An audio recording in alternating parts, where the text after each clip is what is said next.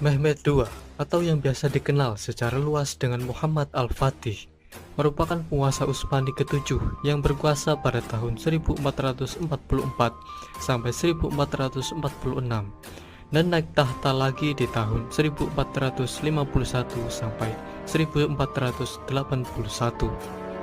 Pencapaiannya yang paling terkenal adalah penaklukan Konstantinopel pada tahun 1453 yang mengakhiri Kekaisaran Romawi Timur. Dan karena itu, ia pun mendapat julukan Sang Penakluk atau Al-Fatih.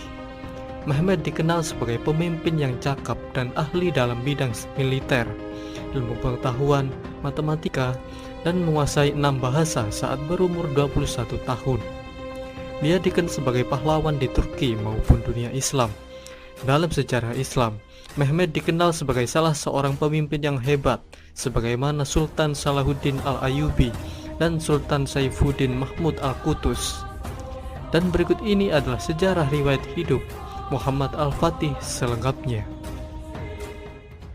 Mehmed lahir pada tanggal 30 Maret tahun 1432 di Edirne yang saat itu masih menjadi ibu kota Utsmaniyah. Dia merupakan anak dari Sultan Murad II dan Huma Hatun. Saat Mehmed berusia 11 tahun, dia dikirim untuk memerintah wilayah Amasya. Sultan Murad II juga mengirimkan banyak guru untuk mendidik putranya itu. Di antaranya ialah Molla Ghurani dan Syekh Muhammad Samsuddin bin Hamzah, yakni salah satu ulama berpengaruh kala itu. Beliau juga menjadi orang terdekat Mehmed, dan Syekh Samsuddin lah yang memperkuat keinginan Mehmed dalam penaklukan Konstantinopel. Setelah ayahnya mengadakan perjanjian damai dengan Kadipaten Karaman di Anatolia pada tahun 1444, Sultan Murad yang sebenarnya lebih tertarik dalam masalah agama dan seni daripada politik, turun tahta dan menyerahkan tahtanya kepada Mehmed yang saat itu masih berumur 12 tahun. Dengan situasi seperti ini, Wazir Agung atau Perdana Menteri saat itu, Chandarli Halil Pasha, memiliki kendali kuat atas negara. Walaupun begitu, pengaruh Halil Pasha masih tersaingi oleh Syekh Samsuddin yang sangat dekat dengan Mehmed. Pada periode pertama masa kekuasaan Mehmed, Kekhalifahan Utsmani diserang oleh kerajaan Hongaria yang dipimpin János Hunyadi yang melanggar gencatan senjata yang tertuang dalam perjanjian Szeged. Dalam situasi yang genting ini, Mehmed meminta ayahnya untuk kembali naik tahta, tetapi Murad menolak. Sebagai balasan, Mehmed menulis surat yang berbunyi, "Bila ayah adalah sultan, datanglah dan pimpinlah pasukan ayah. Bila aku adalah sultan, aku memerintahkan ayah untuk datang dan memimpin pasukanku." Setelah menerima surat ini, Murad bersedia datang dan memimpin pasukan. Akhirnya, pasukan Utsmani berhasil mengalahkan pasukan gabungan Hongaria, Polandia, dan Walesia dalam pertempuran Varna di tahun 1444. Setelah peperangan, Murad didesak untuk kembali naik tahta oleh Chandarli Halil Pasha yang tidak senang dengan kuatnya pengaruh Syekh Samsuddin saat kepemimpinan Mehmed. Lalu Murad kembali naik tahta dan berkuasa hingga wafatnya pada tahun 1451. Sepeninggalnya, Mehmed kembali naik tahta dan dinobatkan di Edirne pada usia 19 tahun.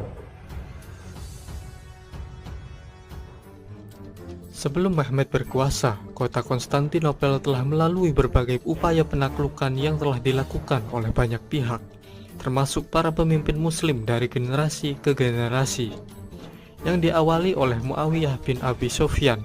Namun semua upaya itu gagal. Meski begitu, sebelum tahun 1453, hanya satu kali kota ini berhasil ditaklukkan, yakni pada masa Perang Salib keempat. Tapi setengah abad kemudian, pihak Nisea berhasil merebut kembali Konstantinopel dan memulihkan kekuasaan Kekaisaran Romawi Timur di tahun 1261. Ketika Mehmed kembali naik tahta, dia memusatkan perhatiannya untuk memperkuat Angkatan Laut Utsmani untuk persiapan penaklukan Konstantinopel. Kemudian Sultan Mehmed membangun benteng Rumeli Hisari di tepi Selat Bosporus. Karena dengan adanya benteng ini, Utsmani bisa memiliki kendali penuh atas Selat Bosporus. Setelah pembangunan benteng, Mehmed memerintah pemungutan pajak pada setiap kapal yang melewati selat. Namun pihak Venesia mengabaikan peraturan tersebut, dan akibatnya Kapal mereka tenggelam hanya dengan satu tembakan meriam, dan semua awak kapal yang selamat dihukum penggal. Kecuali kapten kapal yang jasadnya dipajang sebagai peringatan bagi mereka yang melewati selat. Saat pasukan Utsmani bergerak menuju Konstantinopel, Syekh Samsudin menemukan makam Abu Ayyub al-Ansori, seorang sahabat Nabi yang meninggal dalam pengepungan Konstantinopel di abad ke-7. Pada tahun 1453, Sultan Mehmed memulai pengepungan Konstantinopel dengan pasukan berjumlah antara 80.000 sampai 200.000 orang, artileri dan 320 kapal. Dan pada awal April, upaya penaklukan Konstantinopel pun dimulai. Pada awalnya, tembok kota dapat menahan pasukan Utsmani, meskipun Sultan Mehmed telah menggunakan meriam yang dibuat oleh Orban, seorang insinyur dari Transilvania. Dalam pengepungan ini, pihak Romawi Timur meminta bantuan dari negara Barat, tetapi Paus memberikan persyaratan agar gereja Ortodoks Timur bersedia bergabung di dalam kewenangan kepausan di Roma. Pihak Romawi Timur pun akhirnya setuju. Lalu beberapa pasukan Barat datang memberikan bantuan, tapi sebagian besar penguasa di Barat sibuk dengan urusan masing-masing dan mengabaikan nasib Konstantinopel. Pada tanggal 22 April, Mehmed memerintahkan agar kapal perang yang lebih ringan segera diangkat ke daratan. 80 kapal diangkat dari Selat Bosporus dan melintasi jalur sepanjang kurang lebih 1 mil yang dibuat dengan kayu. Sekitar sebulan kemudian, Konstantinopel akhirnya berhasil ditaklukkan pihak Utsmani setelah 57 hari pengepungan. Setelah penaklukan ini, Mehmed memindahkan ibu kota Utsmani dari Edirne ke Konstantinopel. Setelah mengambil alih kepemimpinan Konstantinopel, Mehmed mengubah Hagia Sophia yang awalnya adalah basilika ortodoks menjadi masjid. Mehmed juga segera memerintahkan pembangunan ulang kota, termasuk memperbaiki dinding benteng kota, juga membangun istana baru. Mehmed juga memerintahkan pendirian bangunan muslim dan komersial, seperti Masjid Rum Mehmed Pasha. Dari sini, kota berkembang dengan cepat dan pada 50 tahun mendatang, Konstantinopel menjadi kota terbesar di Eropa. Pada usia 21 tahun, Mehmed sudah menguasai bahasa Turki, Arab, Persia, Serbia, Yunani, dan Latin. Mehmed sendiri juga seorang penyair dan menulis dengan nama samaran, Afni, atau Sang Penolong. Pada masa kekuasaannya, Mehmed mengumpulkan para ulama dan turut menyaksikan diskusi mereka terkait permasalahan agama. Ilmu matematika, astronomi, dan agama mencapai titik puncak pada masanya. Mehmed mengundang ilmuwan dan astronom muslim di istananya. Ia juga mulai membangun universitas, masjid, air mancur, dan istana Topkapi. Di sekitar Masjid Fatih, Mehmed memerintahkan pembangunan 8 madrasah yang selama seabad menjadi lembaga pendidikan Islam tertinggi di Kekaisaran. Mehmed kemudian membangun dinding untuk menutup istananya. Tidak seperti pendahulunya, Mehmed tidak lagi dapat dijangkau oleh kalangan umum maupun pejabat rendah. Dalam masalah keagamaan, Mehmed memberikan ruang kebebasan beragama pada rakyatnya yang majemuk, asalkan mereka mematuhi perintahnya. Saat Sultan Mehmed berkuasa, dinasti Utsmani telah menaklukkan banyak wilayah, diantaranya adalah penaklukan Serbia, penaklukan Morea, pendudukan Trebizond, pendudukan Gozaria, dan masih banyak lagi yang lainnya. Tapi di antara peristiwa penaklukan tersebut, penaklukan Wallachia lah yang lebih populer, karena pihak Utsmani saat itu melawan Dracula yang sadis. Seperti inilah kisahnya. Sejak awal abad ke-15, pihak Utsmani selalu berusaha menguasai Wallachia dengan mencampuri urusan politik dalam negeri mereka, tetapi selalu berakhir dengan kegagalan.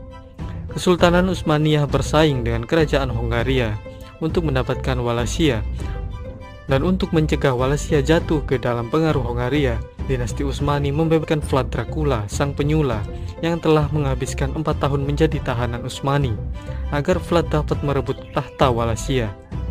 Setelah melewati berbagai rintangan, akhirnya Vlad Dracula pun berhasil menduduki tahta Wallachia. Dan di tahun 1459, Sultan Mehmed mengirim utusan kepada Vlad yang membawa perintah agar dia segera membayar upeti yang tertunda sebesar 10.000 dukat dan 500 orang untuk bergabung dengan angkatan perang Utsmani. Tapi Vlad menolak, lalu membunuh utusan Utsmani yang datang dan kepala mereka dipaku. Karena utusan tersebut menolak melepas penutup kepalanya, karena mereka melepas tutup kepala hanya di hadapan Allah. Setelah itu, Mehmed mengutus Adipati Nikopolis, Hamzah Pasha, untuk membuat damaian dan jika memungkinkan menyingkirkan Vlad. Tapi Vlad menyergap rombongan Hamzah Pasha, menangkap dan menyula jasad mereka, dan jasad Hamzah Pasha disula di tiang tertinggi, karena dia memiliki pangkat tertinggi dalam rombongan itu. Pada musim dingin tahun 1462, Vlad melintasi sungai Danube dan membakar seluruh tanah Bulgaria. Diduga ia dan pasukannya telah menyamar sebagai pasukan Sipahi Utsmani. Kemudian Vlad menyusup ke tenda-tenda perang pihak Utsmani, kemudian menyergap, membantai, dan menangkap sebagian pasukan. Karena hal ini, Sultan Mehmed sampai mengabaikan pengepungannya di Korintus demi untuk menyerang balik Vlad Dracula di Wallachia.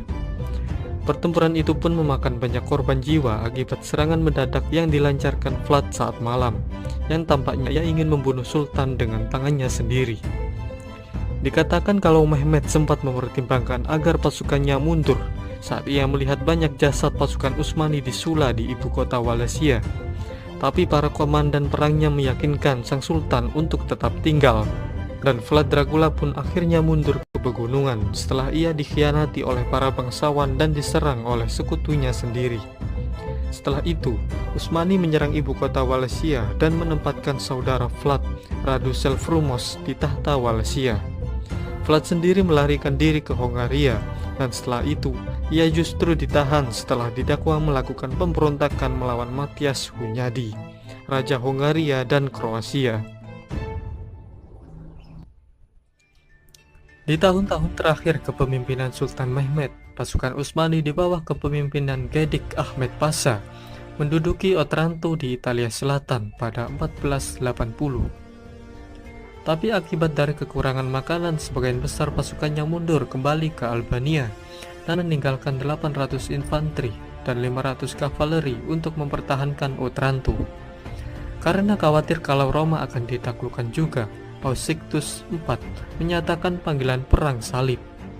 Beberapa negara kota di semenanjung Italia, begitu juga Prancis dan Hongaria memenuhi panggilan tersebut. Pengepungan kota pun dimulai pada 1 Mei 1481.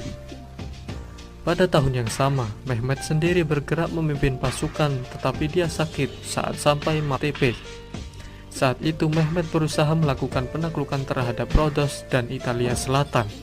Tetapi sebagian sejarawan berpendapat kalau peperangan selanjutnya diarahkan untuk menundukkan Mesir yang saat itu dikuasai Kesultanan Mamluk, juga mengambil gelar khalifah yang dipegang dinasti Abbasiyah yang hidup di Mesir dalam perlindungan Mamluk sejak tahun 1261. Tak lama kemudian, Sultan Mehmed pun tutup usia pada tanggal 3 Mei tahun 1481 di usia 49 tahun. Menurut pendapat sejarawan Colin Haywood, Mehmed meninggal karena diracun putra tertuanya, Bayezid. Berita kematian Sultan Mehmed menggembirakan Eropa. Lonceng gereja didentangkan dan perayaan digelar. Di Venesia, berita itu disebarkan dengan pernyataan La Grande Aquila è morta, atau Sang Elang Agung telah mati. Sultan Mehmed sendiri kemudian dikebumikan di kompleks Masjid Al-Fatih.